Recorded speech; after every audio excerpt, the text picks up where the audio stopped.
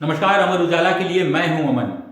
दुनिया की सबसे प्राचीन परंपरा और सनातन धर्म के महाआयोजन यानी महाकुंभ की शुरुआत हो चुकी है। पहले शाही स्नान यानी अमृत स्नान में अब तक लगभग 5 करोड़ भक्तों ने मां गंगा में स्नान कर लिया है।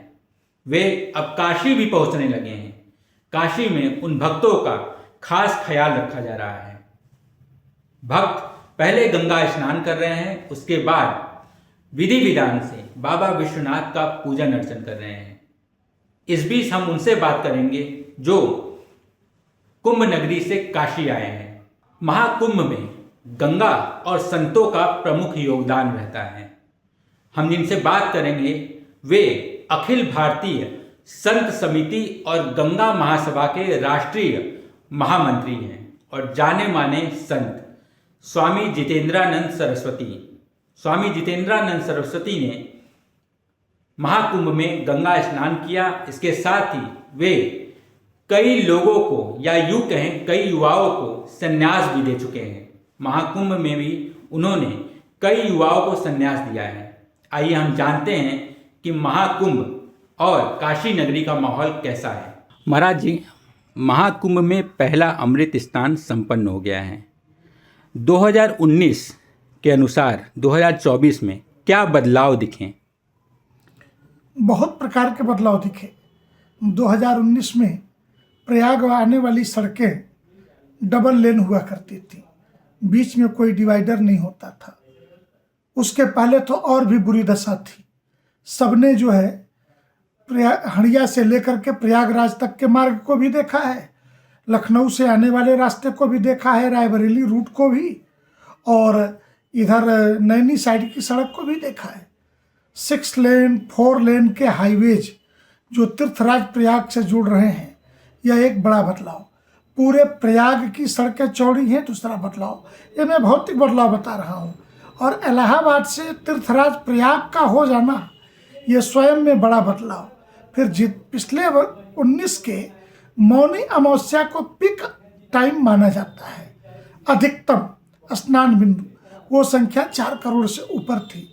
इस बार 3.5 करोड़ लोगों ने तो अकेले मकर संक्रांति के पावन पर्व पर प्रथम अमृत स्नान में स्नान कर लिया है। अमृत तत्व की प्राप्ति कर ली है।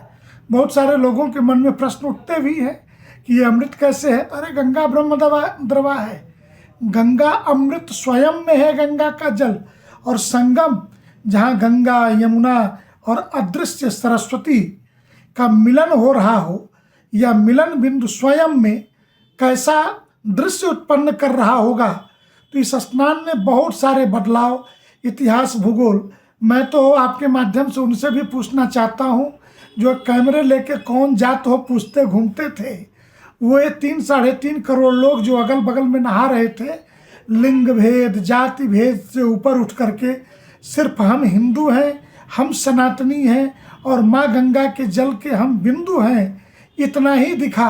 बाकी यहाँ कुछ नहीं दिखा। महाराज जी, एक सवाल ये है, जैसे कि सरकार ने ये दावा किया है कि इस आयोजन में तकरीबन 50 करोड़ की आबादी जो विश्व भर में सनातन धर्म के लोग जुड़े हुए हैं वो आ रहे हैं।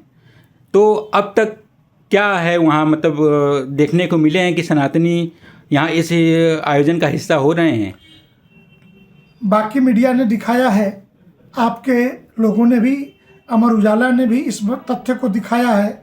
ब्राज़ील, इंडोनेशिया से लेकर के अमेरिका, रसिया, दुनिया के दर्जन भर से ज़्यादा देशों से प्रथम अमृत स्नान में ही काफ़ी लोग आए हैं। ऐसे ही ये संख्या नहीं आ रही। सरकार ने जो दावा किया है वो 50 नहीं 40 करोड़ का उनका दावा है। और हमारा अनुमान भी यही है कि लगभग 40 करोड़ लोग इस 1.5 महीने के दौरान आएंगे और जाएंगे। एक बार में 4 से 5 करोड़ लोग कुंभ क्षेत्र में रुके रहेंगे। ये अनुमान है कि अब जो मकर संक्रांति से लेकर के मौनी अमावस्या तक यही सघन भीड़ का समय होता है सनातनियों के जुटने का।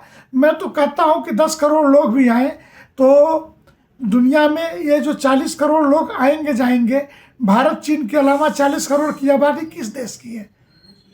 अमेरिका की भी आबादी सिर्फ 35 करोड़ की है, तो अमेरिका की कुल आबादी से भी ज़्यादा लोग तो यहाँ पे नहा करके संगम में चले जाएंगे। इसलिए और 5 करोड़ लोग भी अगर वहाँ रुकते हैं, एक दिन का स्नान 5 करोड़ भी होता है, तो दुनिया के 90% देशों की आबादी भी 5 करोड़ से कम है। इसलिए हमें यह मानक ध्यान रखना चाहिए कि सनातन धर्म के वैभव का यह प्रदर्शन है, सनातन धर्म के उच्चता का, छुआछूत मुक्त समाज का, धर्म के वास्तविक स्वरूप का यह दर्शन है।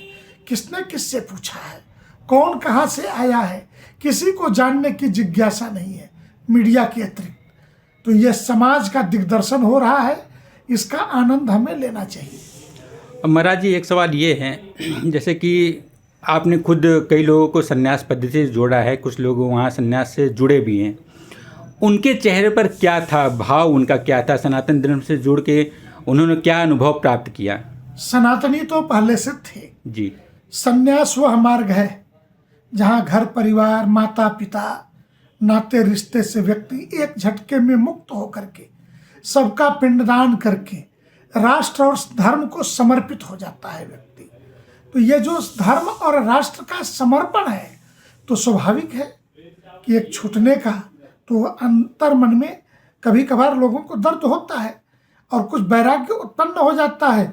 संन्यास के बाद राष्ट्र और धर्म के लिए बेहतर सेवा दे सकेंगे, उनसे किसी की न अपेक्षा होगी, न उनको किसी से अपेक्षा होगी, इस भाव से जी सकेंगे। तो ये प्रसन्नता का तो समय होता है, फिर एक जन्म से एक शरीर से दूसरे शरीर में परिवर्तन का जो पुराना नाम है, उस नाम से मोह के उस नाम का जो मोह है, प्रसिद्धि है जगत में, उससे छूट करके एक नया नाम, नया जीवन प्रारंभ होता है।